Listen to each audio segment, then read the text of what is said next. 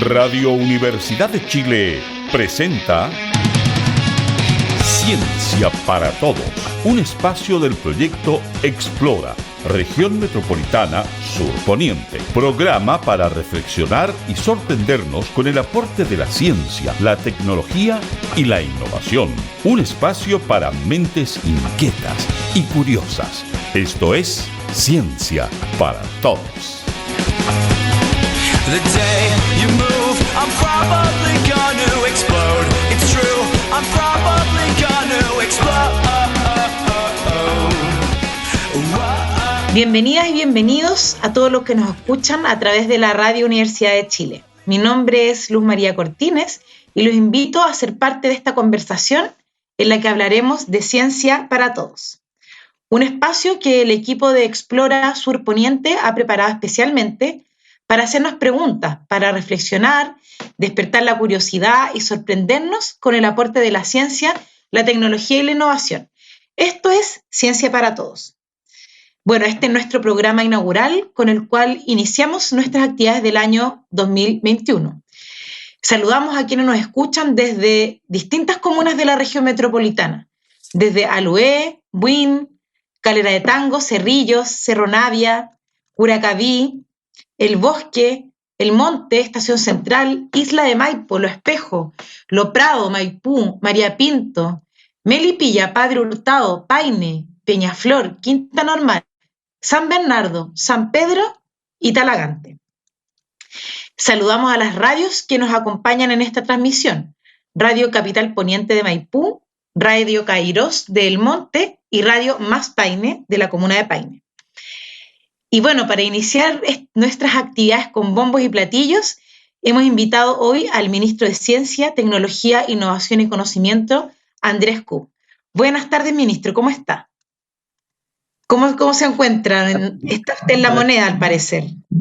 Muy bien, Luz María, muchísimas gracias por la invitación. Tuve ahí un mini problema de conexión, pero muy bien, estamos en La Moneda, en el ala sur de La Moneda, mirando la Alameda. Y también contarles que nos queda poco tiempo acá. A partir ya quizás de la próxima semana o de la subsiguiente, vamos a trasladarnos a nuestra casa definitiva, que es un edificio en Agustinas con Morandé, y que va a completar entonces el periodo donde este ministerio estuvo en el Palacio de Gobierno, y nos vamos a trasladar a nuestras oficinas definitivas. Bueno, mucha suerte con ese cambio de casa. Y agradecerle por estar hoy día con nosotros. Para entrevistar al ministro están con nosotros dos estudiantes que participan en las actividades de Explora Sur Poniente. Ellas son Catalina Alburquenque, ella es estudiante de octavo básico del Colegio Terra Austral del Sol de la comuna de Maipú. Catalina ha participado con Explora a través de la creación de podcasts científicos. También está con nosotros Isidora Ampuero, ella es estudiante de cuarto medio del Colegio Cristóbal Colón de Melipilla. Isidora también ha participado con Explora a través de otro proyecto que se llama Investigación Científica Escolar. Catalina, cuéntanos, ¿cómo estás? Muy bien, también quiero dar las gracias por invitarme. Gracias a ti por estar con nosotros. Isidora, ¿qué tal? ¿Cómo estás tú? Estoy muy bien, gracias. También agradezco por la invitación y estoy emocionada por la instancia que se nos abre a Catalina y a mí. Gracias a ti también, Isidora, por aceptar nuestra invitación. Para quienes se han incorporado recién a este espacio radial, hoy estamos en nuestra primera transmisión del programa Ciencia para Todos y empezaremos una entrevista con el ministro de Ciencia, Andrés Kup, y quienes estarán a cargo de las preguntas son Catalina Alburquenque e Isidora Ampuero, ambas estudiantes que son parte de nuestras iniciativas en Explora Sur Poniente. Isidora, Catalina, el micrófono es todo suyo. Buenas tardes, ministro. Como dijeron anteriormente, me llamo Isidora Ampuero y tengo el agrado de hacerle la primera pregunta de esta entrevista en esta tarde. Esta tiene que ver con el origen de su trayectoria.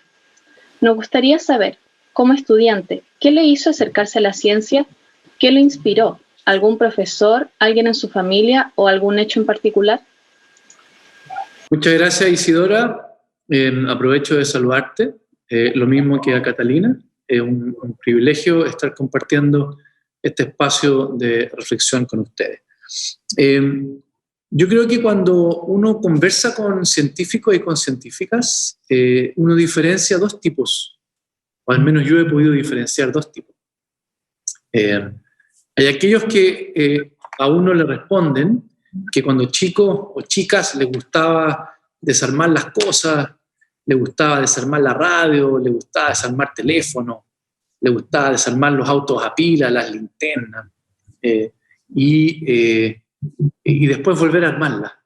Y hay un grupo de personas, creo yo, cuya motivación científica viene de entender ese como funcionamiento de las cosas, desde los mecanismos, desde el... que uno cuando es más chico usa lo que tiene a la mano y arma y desarma cosas. Y después yo creo que hay otro grupo que tiene más que ver con la observación de la naturaleza, con el poder observar y a través de la observación también hacerse preguntas y ver si uno puede responder esas preguntas. Y yo tengo un poco ese origen. Tengo el origen más bien naturalista que de desarmar las cosas de chico. Y desde muy temprano tuve la fortuna de recorrer Chile mucho cuando era más chico.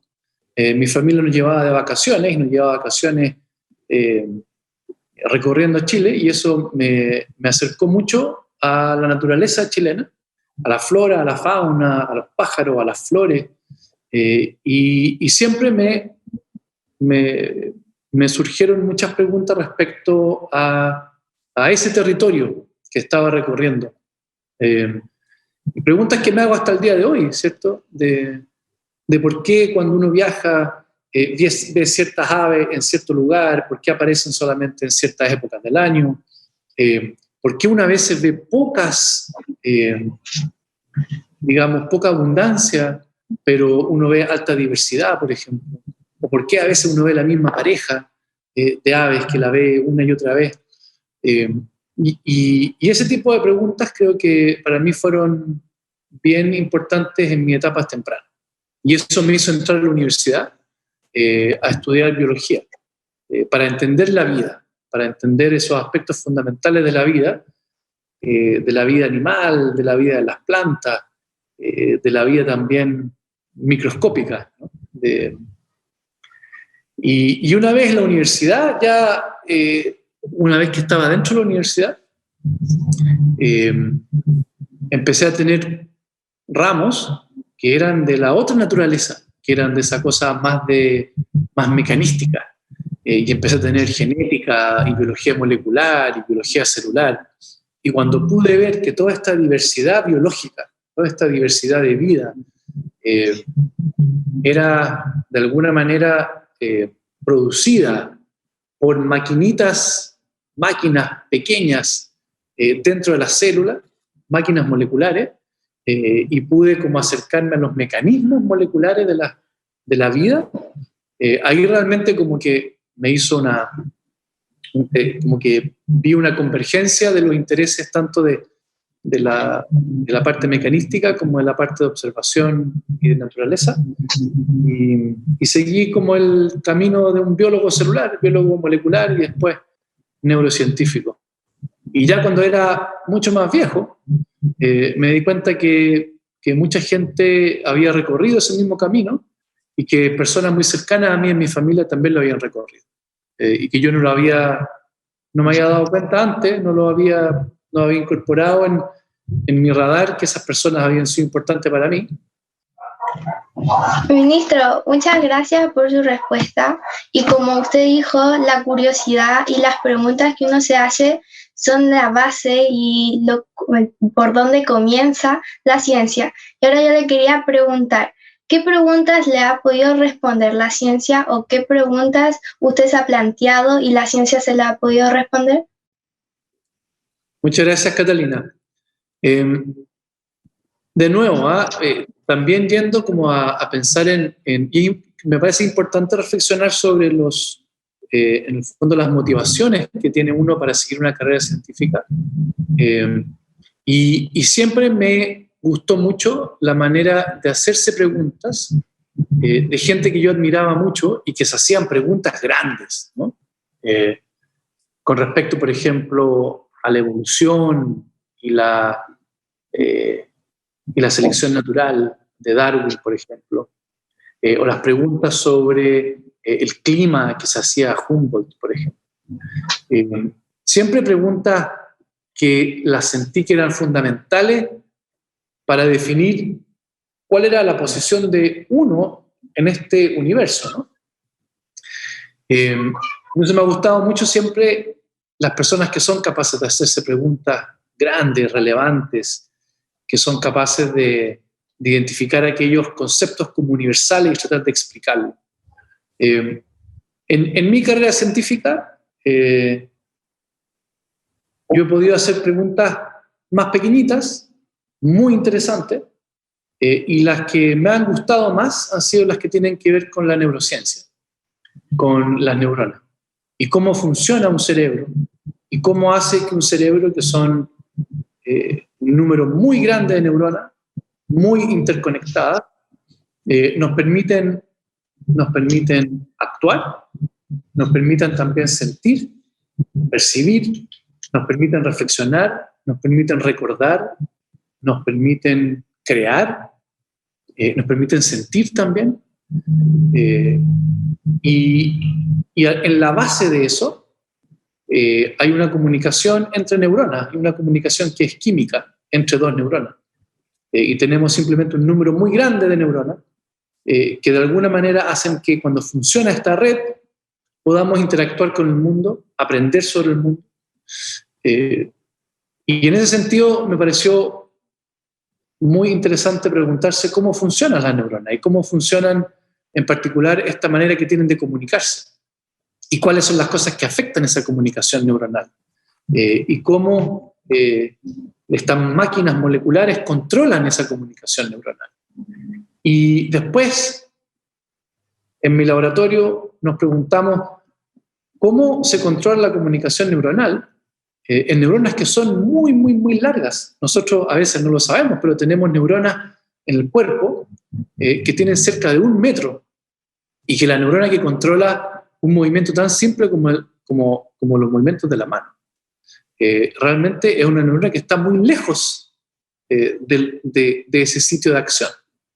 Y a veces puede estar a 1 metro de distancia. Entonces, el centro de control está a 1 metro, yo tengo la punta del cable nomás aquí, haciendo que yo pueda mover la mano. Imagínense la punta del pie en más de 1 metro de distancia.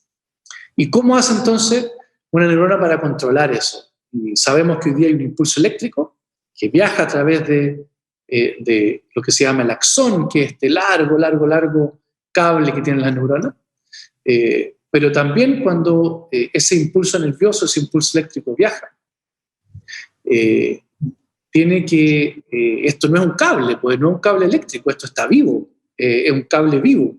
Y el cable tiene que repararse, tiene que adaptarse, tiene que modificarse respecto a las señales que le llegan desde el entorno.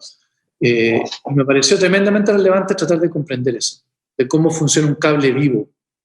Y cómo un cable vivo no está todo controlado por la parte inicial del cable, sino que hay mucho control también en todo el cable, en toda la extensión del cable. Y eso lo hace muy diferente a un cable de computador, que tenemos la conducción eléctrica nomás.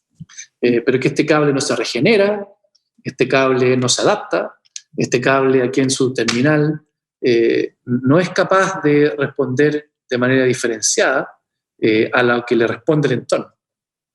Y eso fueron parte de las preguntas que me motivaron en la última parte de cuando estaba en la universidad antes de ser ministro, de poder contestar ese tipo de preguntas de cómo se comunican las neuronas, cómo se comunican a través de grandes distancias y cómo realmente se las ha ingeniado los animales para tener estos cables vivos que son capaces de hacer muchísimas cosas que un cable eléctrico no puede hacer. Muchas gracias, ministro, por su respuesta. Comparto su interés por las células, por cómo se forman, qué las forma, por qué tienen esas formas, por qué tienen más núcleos, un solo núcleo, por qué algunas no tienen. También encuentro muy interesante el campo de las células. Estoy en el electivo de biología molecular y celular y diría que es uno de mis favoritos. Realmente encuentro muy interesante esa materia. Ahora, tengo una pregunta que me inquieta y quisiera hacérsela. Considerando su objetivo de acercar la ciencia y sus valores a la sociedad, ¿cuáles debieran ser las políticas educativas centradas en el currículum de ciencias de los colegios, sabiendo que Chile es un país que explota sus recursos naturales más que promover su uso? Yo creo, Isidora, que nuevamente una pregunta muy importante, pero quiero vincularlo con lo que mencionaba la Catalina antes, y es lo siguiente. Uno normalmente en ciencia se pregunta sobre el cómo de las cosas, no el porqué de las cosas. Uno se pregunta cómo operan ciertos fenómenos en la biología, por ejemplo, o en la física. Y obviamente no son el único tipo de preguntas que nos hacemos. Y cuando tú haces esa pregunta, es una pregunta que nos lleva a un campo súper distinto y muy interesante, y es cómo ahora, ¿cierto?, en esta discusión que parte desde una discusión científica, y tú mencionabas los núcleos de la célula, y la Catalina mencionaba, o yo le respondía sobre las neuronas, y preguntas científicas, ahora hacernos preguntas de otra naturaleza, ¿no?, que tienen que ver con una política pública, que tienen que ver con la toma de decisiones colectivas, democráticas, y son otro tipo de preguntas, que son necesarias de responder con otras herramientas, no solamente con las herramientas científicas. Uno tiene herramientas científicas para responder cierto tipo de preguntas, pero estas preguntas que son mucho más grandes, ¿no? Son preguntas, en el caso de las que estás haciendo tú, Isi, son preguntas sociales, son preguntas de educación. Y ahí la contribución de la evidencia, de esa respuesta científica, es una parte de la solución, pero hay muchas otras que provienen de otros ámbitos, de otros saberes, de otras esferas del conocimiento y del funcionamiento de una sociedad. En ese sentido, yo creo que no hay ninguna duda de que cuando uno habla de educación y ciencia, por ejemplo, tenemos que tener muy en la base un sistema educativo que promueva la curiosidad, que promueva el aprendizaje por curiosidad, por indagación. En ese sentido, la ciencia sí puede aportar muchísimo, no necesariamente por los contenidos, porque tú preguntaste algo sobre los currículums y las mallas, no necesariamente por eso, que es el contenido, que es muy importante, pero sino también por la metodología de aprendizaje, por el aprender a través de la indagación, a través de la curiosidad, a través de la creatividad. Y eso nos lleva a un ámbito bien distinto, ¿no?, donde lo que quizás deberíamos transmitir no son los contenidos, no son los conocimientos, sino que una manera de hacer. Y es una manera de hacer que es muy intuitiva, porque así somos los seres humanos. Somos seres curiosos que a veces la embarramos, y cuando la embarramos aprendemos, y después no lo hacemos de nuevo, y otras veces lo hacemos de nuevo y la embarramos otra vez más. Y ahí, ¿cierto?, aprendemos una vez más que tenemos que seguir cierto camino y no otro. Entonces, me parece que el poder conversar sobre los temas, por ejemplo, de educación, no solamente cómo aporta la ciencia en contenido, sino que en la metodología, en el cómo lo hacemos, en que seamos capaces de comprender que la ciencia es una manera de explorar el mundo. No es la única, pero es una manera de explorar el mundo. Hay otras, Por ejemplo, la filosofía funciona con otra, que es más bien la reflexión. No es la experimentación, ¿cierto? La espiritualidad es otra manera de conocer, pero la ciencia es una manera, y es una manera que nos enseña sobre el mundo.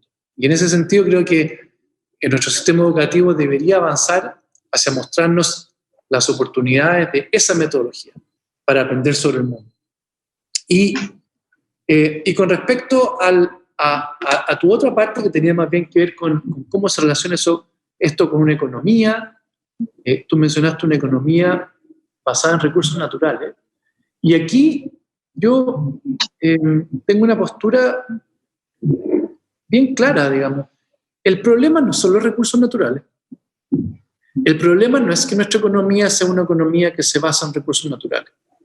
Yo conozco economías que se basan en recursos naturales y son economías prósperas y son economías que tienden a la sustentabilidad.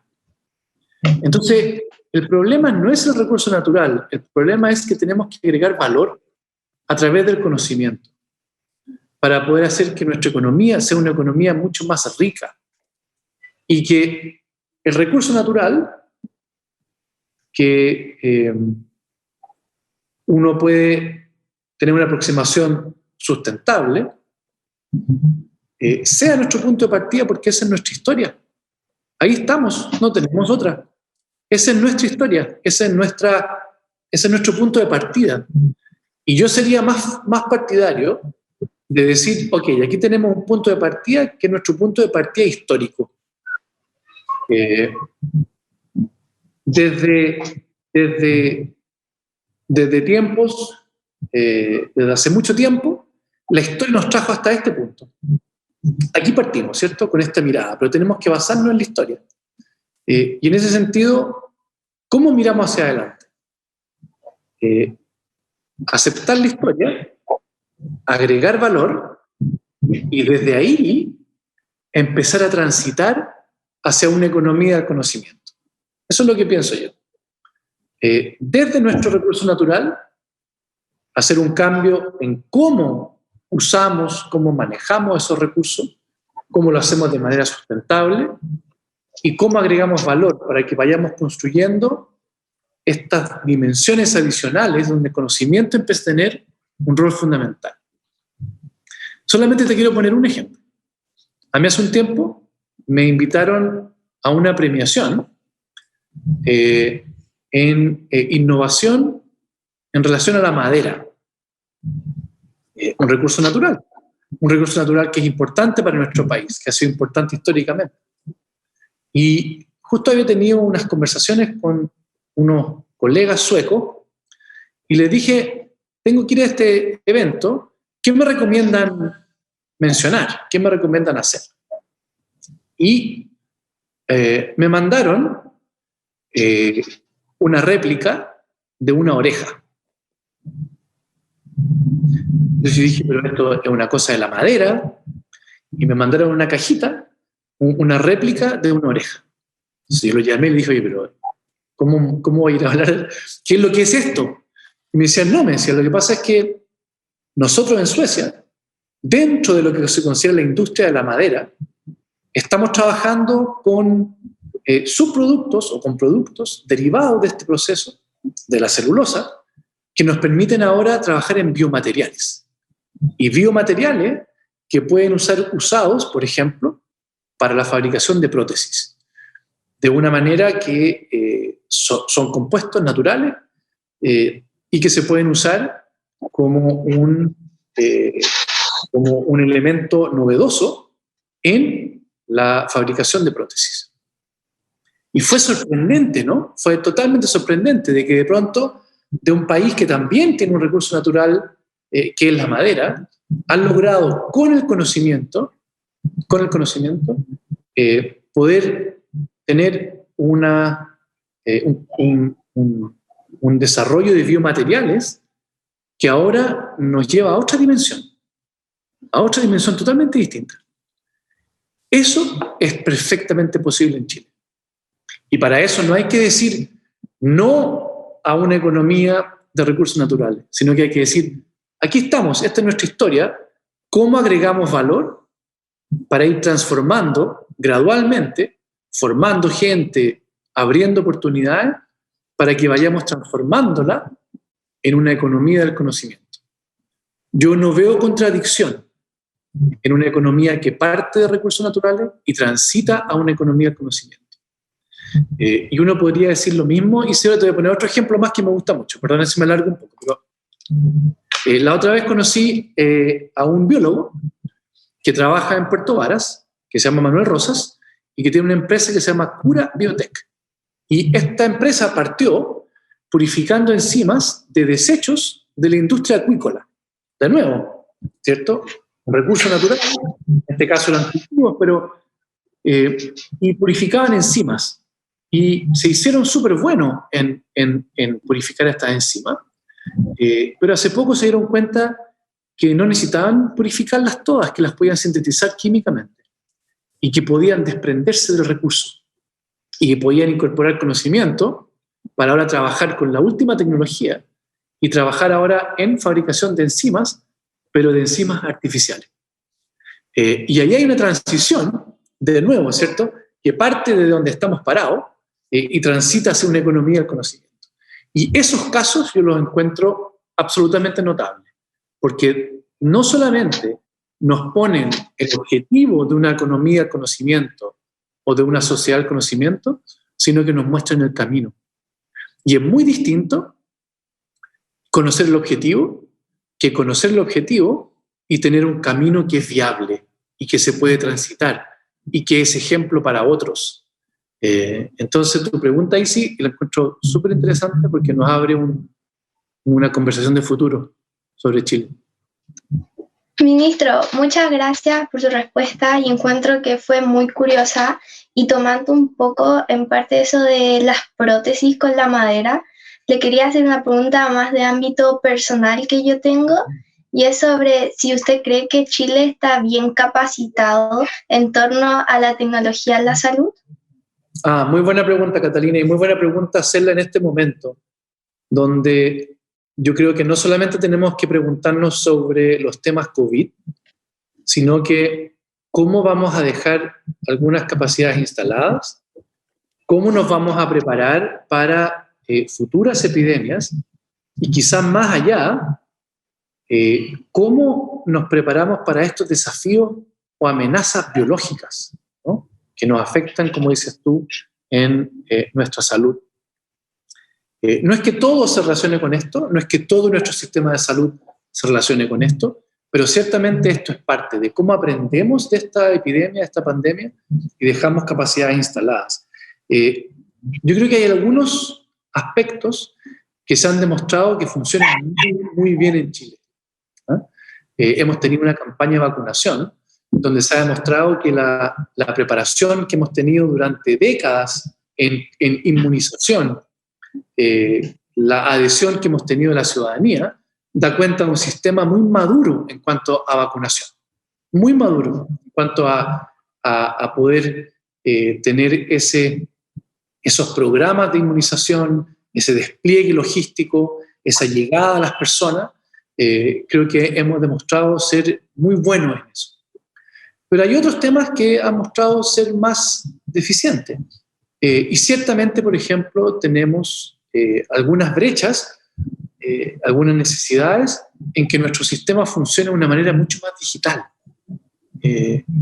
Todavía no tenemos una salud en Chile, una medicina que se base o que aproveche todas las oportunidades que nos brinda la digitalización.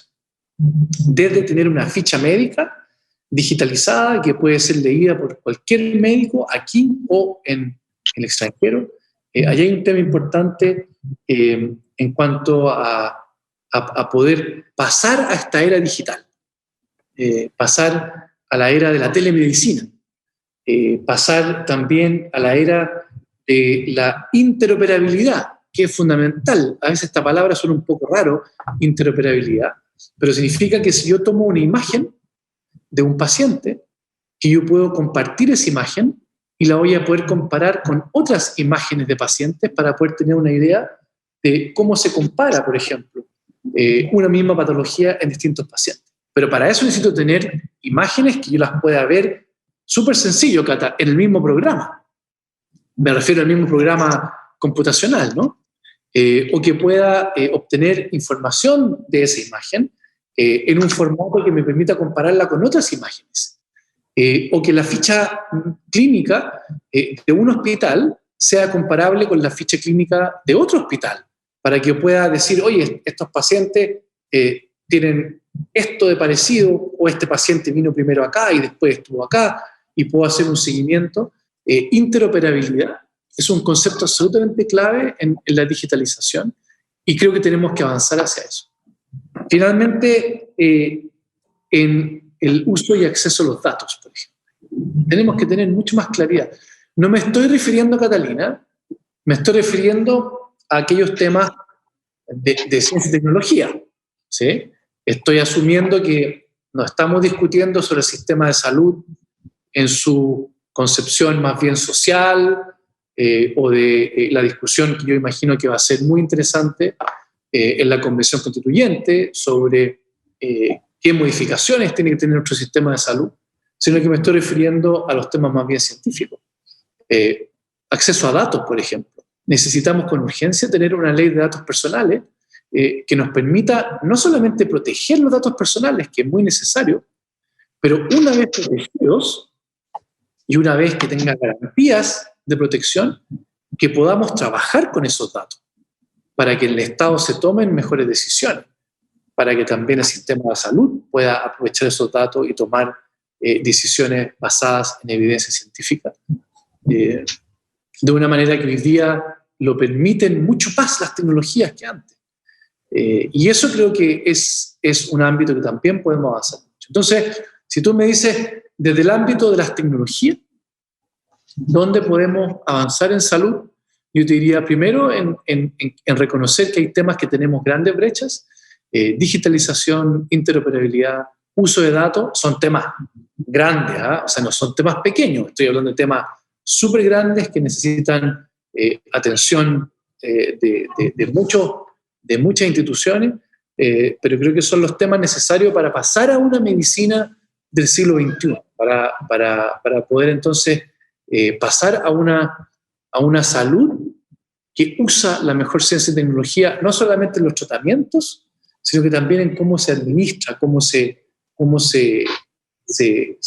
gobierna un sistema de salud, sacándole el mejor provecho a lo que nos permiten vivir las tecnologías. Ahí nos falta bastante y yo creo que podemos avanzar porque tenemos el capital humano, tenemos las personas que están formadas en eso, tenemos un hospital digital y esta pandemia nos ha puesto el acelerador para que podamos realmente transitar hacia eso de una manera mucho más rápida. Bien, muchas gracias, ministro Andrescu. Gracias por el tiempo que le ha dedicado a estas preguntas y por sus respuestas que nos permiten inaugurar este espacio que hemos llamado Ciencia para Todos, donde seguiremos conversando sobre innumerables caminos que nos abre la ciencia y la tecnología. Aprovechamos entonces de despedir al ministro que tiene que retirarse. Muchas gracias, María. Muchísimas gracias, Isidora. Muchísimas gracias, Cata. Un privilegio haber compartido este espacio con ustedes. Nosotros siempre abiertos a conversaciones, a diálogo, realmente como el sello del ministerio.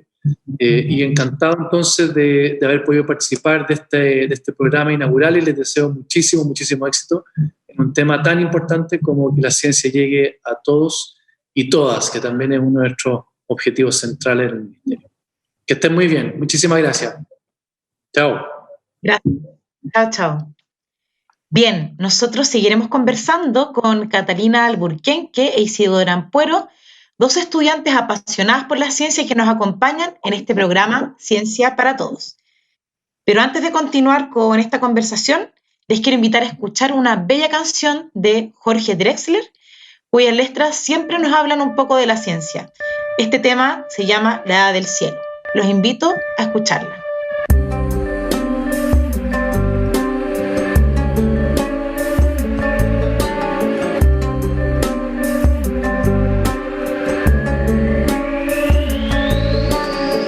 Somos gota de luz, una estrella fugaz, una chispa tan solo en la edad del cielo.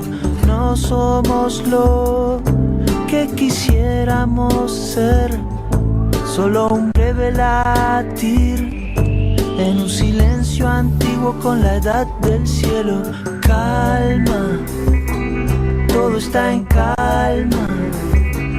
Deja que el beso dure, deja que el tiempo cure, deja que el alma tenga la misma edad que la edad del cielo.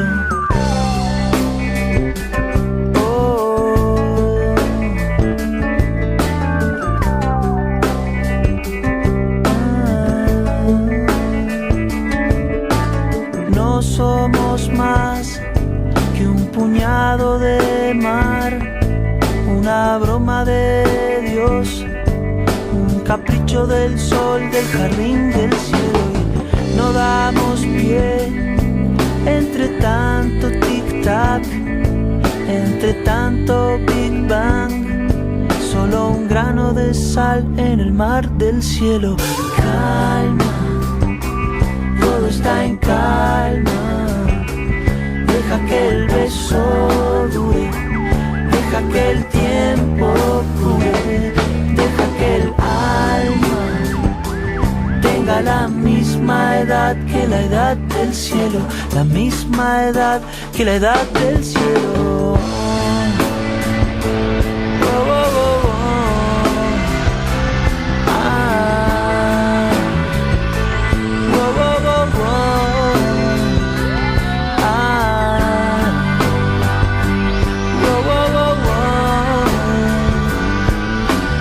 Calma, todo está en calma.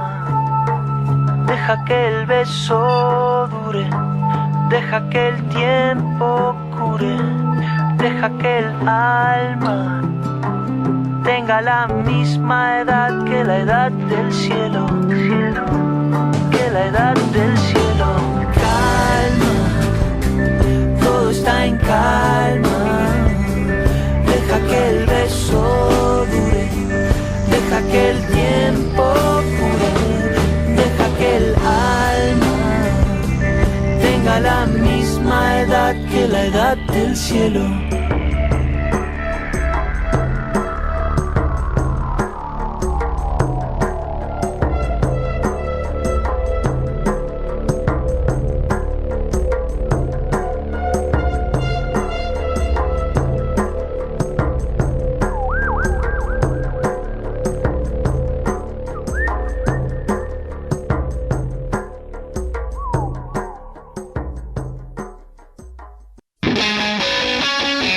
Radio Universidad de Chile está presentando Ciencia para Todos. Y bien, seguimos conversando en Ciencia para Todos. Les cuento que estamos junto a Catalina Alburquenque del Colegio Terra Austral de Maipú e Isidora Ampuero del Colegio Cristóbal Colón de Melipilla. Con ellas queremos seguir conversando y contarles que Explora Surponiente tiene muchas actividades para este año. Para las educadoras de párvulo, las técnicos en educación parvularia, educadoras y educadores diferenciales y fonoaudiólogos, tenemos el programa PIPE, significa Programa Indagación para Primeras Edades, en donde se les invita a actualizar sus conocimientos y conocer las herramientas pedagógicas y tecnológicas para implementarlas con los niños y niñas. Para las y los estudiantes y sus profesores de educación básica y media, tendremos el programa de investigación e innovación escolar, en el que invitamos a las comunidades educativas a desarrollar investigaciones científicas escolares. Isidora, tú has sido parte de esos equipos de investigación escolar. ¿Por qué no nos cuentas un poquito cómo fue esa experiencia? Pues yo al menos estoy con Explora desde el segundo medio, actualmente el cuarto medio, y me uní a un proyecto que ya venía siendo desarrollado desde antes por compañeros de cuarto medio. Ellos ya iban a salir del colegio, así que mi profesora de química necesitaba más alumnos para poder seguirlo, ya que aún le quedaba mucho por desarrollar. Ahí hizo un grupo como de 13 a 14 personas, entre alumnos de primero y segundo medio, y luego dijo que iba a elegir a uno de nosotros para presentar con uno de los de cuarto medio que ya iba a ir saliendo del colegio. De entre todos ellos me eligió a mí, era una de entre muchos compañeros que sabían más del proyecto, y también no le tengo tanto miedo a presentar en público, así que tuve mi primera presentación del proyecto como en octubre. Ahí presenté con mi compañero de cuarto medio. Igual sentí algo de miedo, pero a medida que iba presentando ya fue como más tranquilo todo, ver que habían alumnos, profesores y otros profesionales interesados en saber de nuestro proyecto.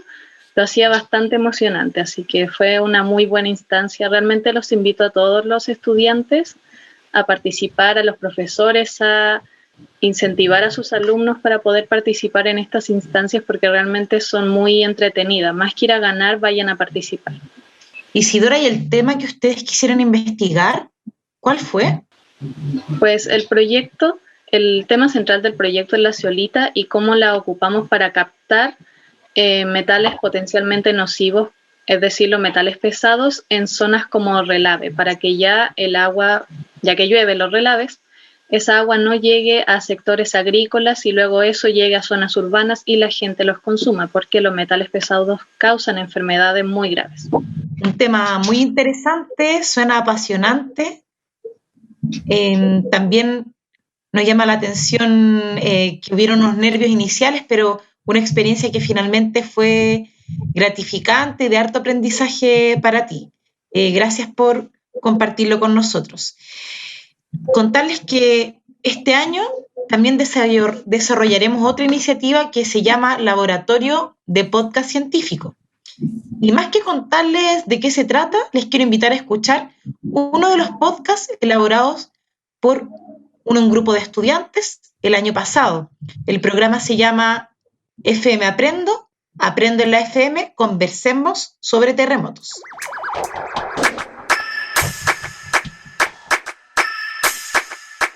A continuación, escucharán el podcast FM Aprendo en la FM, que fue elaborado por Catalina, José, Cristel, Dominique, Josefina, Gonzalo, profe Javi, del Colegio Tierra Austral del Sol de la comuna de Maipú.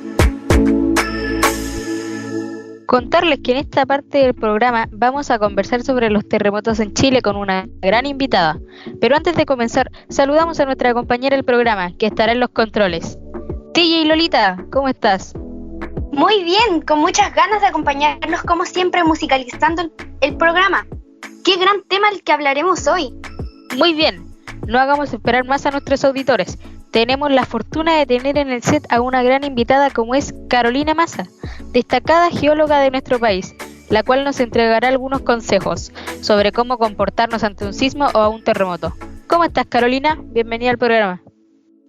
buenos días, agradezco mucho su invitación y espero responder las dudas de todos sus auditores.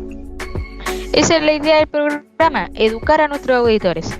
Comencemos con la primera pregunta. Carolina, ¿cuál es tu explicación para la ola de temblores que estamos experimentando? En primer lugar, tenemos que considerar que en Chile es normal que ocurran sismos, ya que estamos ubicados geográficamente justo entre dos placas tectónicas, como son la placa de Nazca y Sudamericana, las cuales constantemente experimentan el movimiento de subducción. En palabras más sencillas, es que la placa de Nazca se mete por debajo de la placa Sudamericana, levantándola levemente, y este movimiento es el que genera los sismos o terremotos en nuestro país. ¡Qué gran dato nos entregaste, Caro! Ahora me queda súper claro cómo se originan los temblores y terremotos en nuestro país. DJ Lolita, ¿habrá alguna pregunta sobre nuestro auditorio en el WhatsApp del programa? Sí, en las redes sociales del programa están a full, pero escuchemos el mensaje que nos mandó Lorena desde La Serena. ¡Ay, me salió rima! Hola a todos los amigos de FM Aprendo. Tengo dos preguntas para Carolina. La primera pregunta es, ¿cómo diferenciar los temblores o terremotos? Y la otra, ¿cuál es el terremoto más grande de Chile? Qué gran pregunta la que nos hizo nuestra amiga Lorena de La Serena. Caro, los micrófonos del programa son tuyos. Es importante recordar que los movimientos telúricos se miden en escala Richter y esta medición es la que nos permite diferenciarlos. Como Chile es un país sísmico, los eventos telúricos sobre 8 grados se consideran terremotos, los demás son temblores. Ahora que ya tenemos claro la escala de medición de los temblores o terremotos en nuestro país, respondamos la pregunta de Lorena de La Serena. ¿Cuál ha sido el terremoto más grande que Chile ha experimentado? El terremoto más grande que ha experimentado Chile es el de Valdivia, con un registro de 9,5 Richter. Y en segundo lugar tenemos el ocurrido en Constitución en el 2010, que fue 8,8. ¿Se recuerdan del terremoto? ¿Cómo olvidarlo? Yo estaba en la playa. DJ Lolita, ¿te parece bien que nuestros auditores nos cuenten sus experiencias con el terremoto del 2010? Claro, hay varios auditores llamando para contar su experiencia con el terremoto. ¡Aló, FM Aprendo!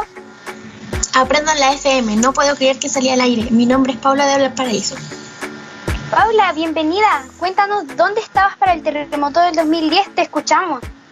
Bueno, como les dije, yo soy de la quinta región y para el terremoto yo estaba viendo el Festival de Viña y a las 2 de la mañana. Quedó la grande con el terremoto. De verdad yo me asusté mucho porque en mi casa se cayeron los vasos, tazas, los cuadros. Para serte franca, mi casa quedó en el suelo y para reventar la situación a los minutos tuvimos que evacuar por el tsunami. Qué fuerte lo que nos cuentas, Paula. Cuéntanos, ¿cómo realizaron la evacuación de tsunami con tus vecinos? Fue de locos, porque en el puerto la mayoría de la gente evacuaba de sus casas principalmente en autos. Yo con mi familia nos hicimos caminando y los bomberos nos ayudaron, indicándonos la zona segura de tsunami más cercana de mi casa. Qué grave lo que nos cuentas, Paula, y qué gran labor la de los bomberos que siempre están disponibles para las personas.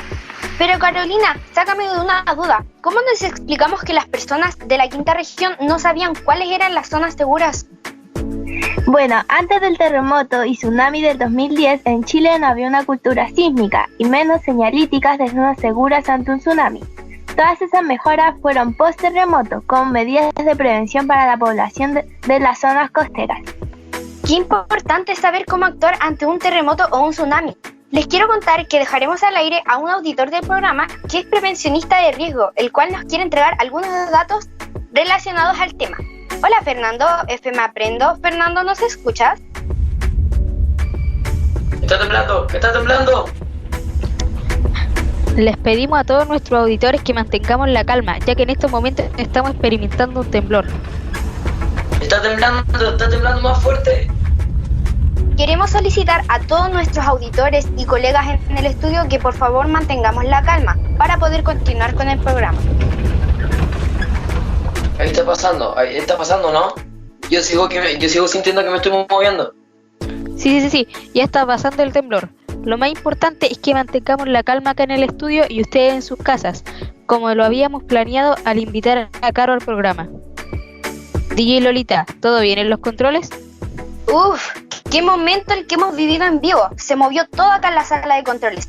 Pero continuemos con el programa. Habíamos quedado al aire con Fernando. ¿Dónde te pilló este temblor?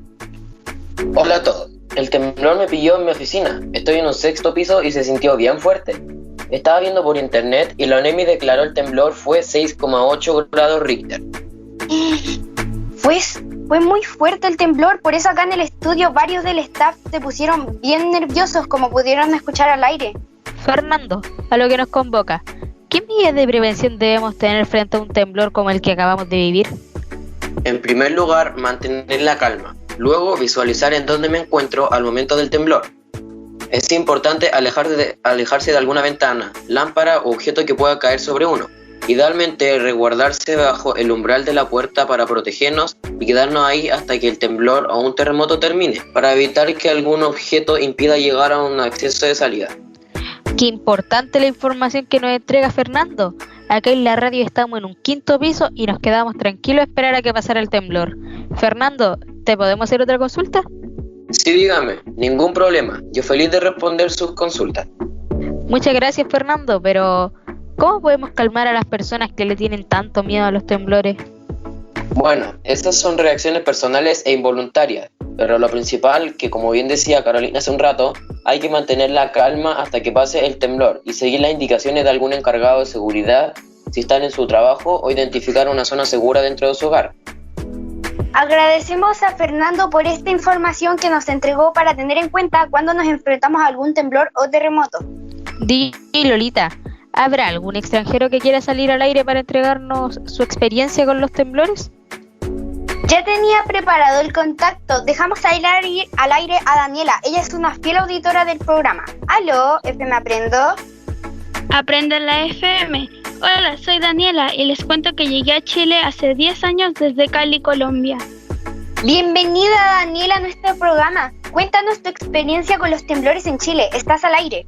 Fue bien duro, porque en Colombia generalmente no tiembla, nunca, terremotos ni hablar. Entonces yo no tenía noción de lo que era vivir un temblor.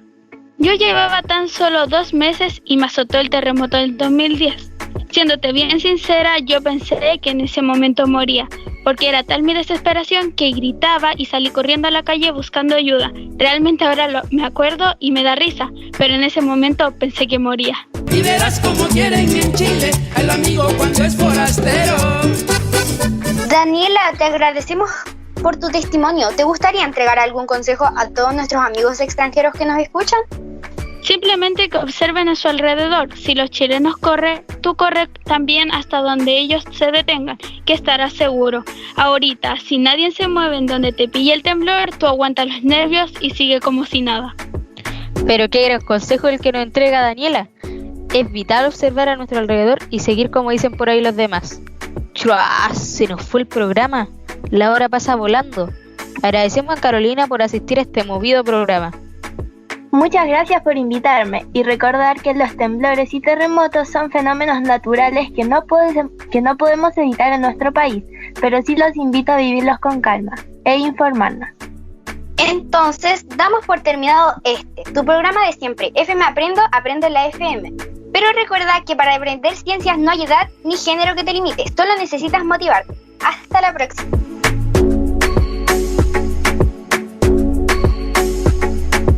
Y esto fue FM Aprendo, Aprendo en la FM.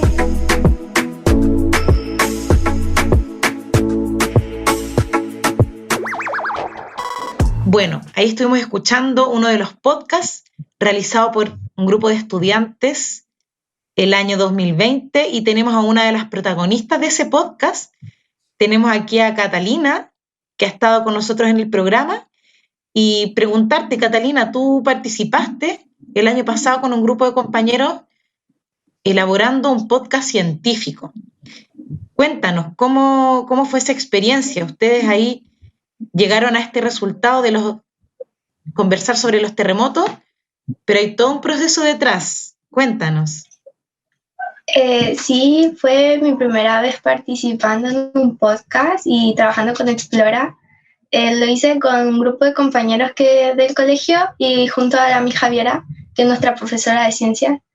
Y creo que es una experiencia muy divertida porque ya el podcast en sí es como el tema central. También nos enseñaron la vocalización, cómo expresarnos mejor, maneras de expresar nuestro enojo, nuestra tristeza o cuando nos sentimos alegres y muchas cosas más que era muy divertida aprenderla. Y además que como a mí personalmente me gusta mucho trabajar en grupo y como el podcast es un trabajo en grupo, creo que es una experiencia muy grata y muy buena. Además que aparte de divertirse y aprender distintas cosas, enseñábamos, entre comillas, sobre los terremotos, porque Chile en sí ya tiene un conocimiento sobre los terremotos, pero nuestro podcast se trataba más sobre las medidas de prevención, ya que aunque seamos un país sísmico, todavía hay personas que no se saben controlar y al hacer eso descontrolan a más personas y eso no está bien. Entonces intentamos como enseñar o dar consejos de cómo hay que actuar en esas situaciones. Y creo que es una experiencia muy buena y sería bueno que por lo menos si te das la oportunidad que la tomaras porque es muy entretenido. Suena entretenido, Catalina, y ahí vimos el resultado de ese podcast, así que dejar de inmediato invitado a todos los jóvenes, niños y niñas y profesores a participar de la segunda versión del laboratorio de podcast científico. Y también a los estudiantes que les interese la investigación, sumarse también a la iniciativa de este año 2021. a quienes nos escuchan, quiero contarles que si quieren tener más información sobre estas iniciativas, del cómo participar, vayan a nuestro sitio web, que es www.explora.cl/rmsurponiente, o que nos sigan en sus redes sociales, Facebook, Instagram, etc. Bien, estamos llegando al final de este primer programa, Ciencia para Todos, junto a Catalina Alburquenque del Colegio Terra Austral de Maipú e Isidora Ampuero del Colegio Cristóbal Colón de Melipilla. Estuvimos hoy entrevistando al ministro de la Ciencia, Andrés Ku. También hoy día estuvimos conversando sobre algunas iniciativas que tenemos en Explora Surponiente para este año y los invitamos a todos y a todas a sumarse a estas distintas iniciativas, tanto para estudiantes de educación básica, media, educadoras de párvulo y la comunidad en general. Seguiremos contándoles más cosas, compartiendo, entrevistando, siempre entretenido y con un diálogo permanente con distintas personas que van a compartir en este espacio. El próximo jueves estaremos en Ciencia para Todos de 6 a 7 de la tarde en Radio Universidad de Chile, también en Radio Más Paine, Capital Poniente y Kairos. Hasta entonces, nos vemos el próximo jueves. Radio Universidad de Chile presentó Ciencia para Todos, un espacio del proyecto Explora, Región Metropolitana Sur-Poniente. Programa para reflexionar y sorprendernos con el aporte de la ciencia, la tecnología y la innovación. Un espacio para mentes inquietas y curiosas. Esto fue Ciencia para Todos.